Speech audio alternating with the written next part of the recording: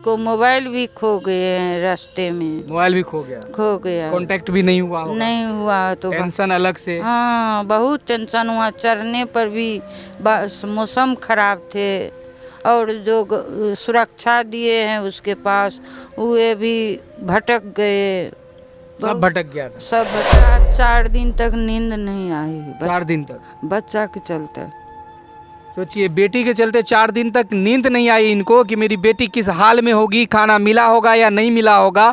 अब भारत आ गई, पटना आ गई। वो बहुत संघर्ष क्या कर अपने यही गाँव से संघर्ष करे तो आगा बढ़। लक्ष्मी झा जो है, जो माउंट एरारत पर तिरंगा फहराई है, उन्हीं के डेरा पर मौजूद है। उनके भाई हैं, उनकी मम्मी हैं। इनसे हम बात करेंगे कि इनकी बेटी आज भारत का नाम रोशन कर दी। भारत का तिरंगा ऐसे चोटी पर जाकर फहराई जो आज तक वहाँ कोई गया ही नहीं। तुर्की के माउंट एरारत एक ऊंचा पहाड़ है जो 16,854 फीट ऊंचा पहाड़ है, जिस पर वो तिरंगा झंडा फहराई है। कैसा लग रहा है मम्मी? ठीक। आज एक गरीब परिवार है, कोई ये हाई फाई परिवार नहीं है। डेरा देखिएगा, घर आपने देखा ही, डेरा देख लीजिए। उनके एक भाई साहब खड़े हैं। आप गरीबी से उठी हैं, सब जान रहा है। आप बच्चे को, लोग कह रहे हैं कि मम्मी का बहुत ज़्यादा सपोर्ट रहा, आप बच्चे को सपोर्ट की। आज बच्चा इतना आगे पहुंच गए कि तिरंगा झंडा का यानी पूरे भारत का नाम रोशन कर दिया। पूरा अपना सहरसा जिला बनगांव का सपोर्ट है, इससे पूरा सपोर्ट मिल रहा है। हाँ, पूरा सपोर्ट मिल रहा है। आपका तो बहुत ज़्यादा सपोर्ट है जो आपकी बेटी इतना आगे गई। सबके आशीर्वाद से है। सबके आशीर्वाद से। सबके आशीर्वाद से।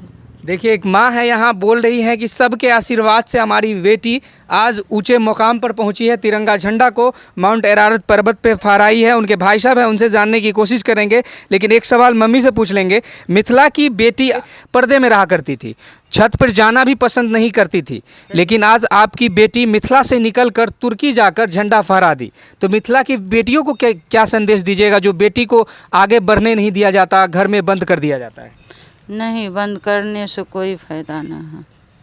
सभी माँ बाप अपने बच्चे को आगे बढ़ने का मौका दे। आगे बढ़ने को मौका दो सब बच्चे को। तो भाई साहब हैं, उनसे बात करेंगे। आज आपकी बहन पूरे भारत का ही नाम रोशन कर दी। यहाँ आ जाइए। कैसा लग रहा है आपको? अच्छा लग रहा है। कब आपको मालूम हुआ कि हमारी बहन माउंट एरारत पर तिरंगा फहरा दी?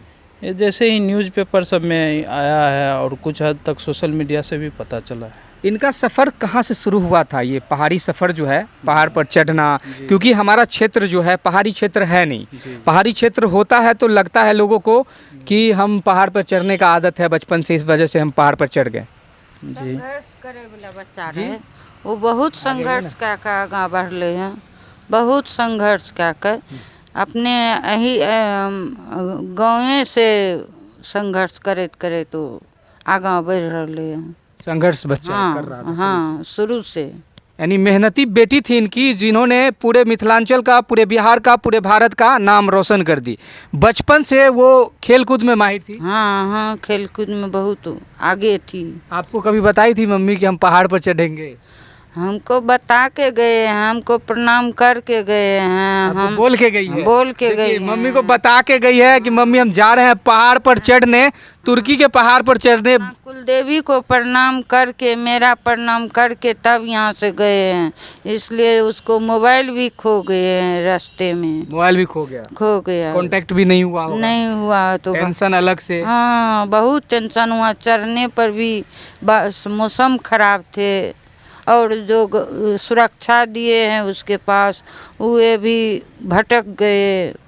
सब भटक गया था। सब भटक गया। अकेले उसको करना पड़ा, पहाड़ चढ़ना पड़ा। सोच सकते हैं 16,854 फीट चढ़ना कितना मुश्किल है। और मोबाइल खो जाने के बाद माँ का, भाई का, सबका यानी टेंशन से हालत ख़राब की मेरी बहन अगर जो गई है पहाड़ पर, कैसी होगी, किस जगह होगी। सारे रात 4 दिन तक नींद नहीं आई। 4 दिन तक बच्चा के चलते।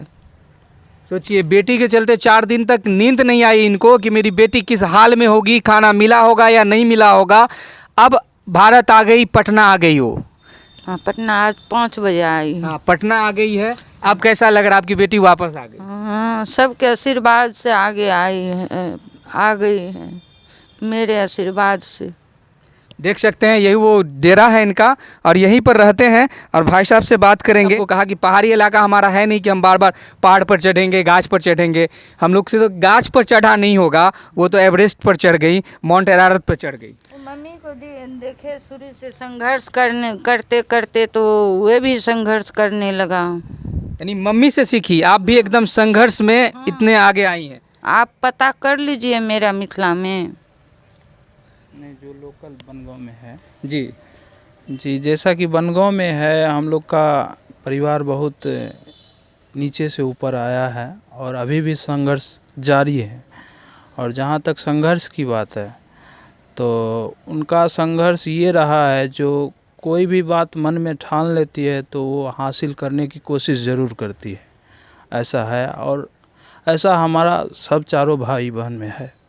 एक ऐसा परिवार बनगांव का जो जिद्दी परिवार है, जो ठान लेता है उसको पूरा कर लेता है, जिसकी वजह से आज उसी जिद की वजह से भारत का झंडा 16,854 फीट की ऊंचाई पर लहर रहा है। भारत सरकार, बिहार सरकार कोई मदद नहीं, बिहार सरकार से तो अभी तक किसी प्रकार का मदद नहीं मिला है। जहाँ तक सेंट्रल गवर्नमेंट की बात है तो वहाँ से कुछ हेल्प मिलता है। अब वो किस प्रकार से मिल रहा है वो नहीं बता सकते हैं डिटेल में, लेकिन सहयोग सेंट्रल गवर्नमेंट से मिल रहा है। और बिहार सरकार से अभी तक किसी प्रकार का कोई सहयोग, बिहार सरकार कोई नहीं कुछ नहीं मिल पाया तो अभी। ये हाल है हमारे बिहार का। माता जी, आज आपकी बेटी लोगों की मदद से, आपकी हौसला अफजाई से, आपको देखकर इतना आगे बढ़ी है। आज बिहार सरकार उसको मदद नहीं की, आज तिरंगा भी फट गया, पूरा भारत जान भी गया। अब क्या लगता है?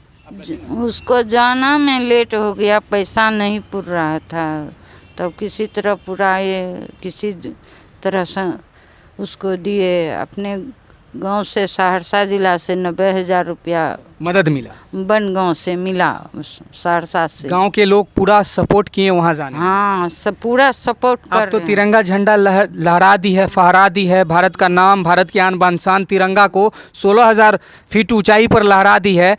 अब वो भारत आई है, पटना आ गई, बिहार आ गई। अब क्या लगता है बिहार सरकार कुछ मदद करेंगे आपके गरीब परिवार को? अब उसी का इच्छा न होगा, जो गरीब को कैसे उद्धार करेंगे।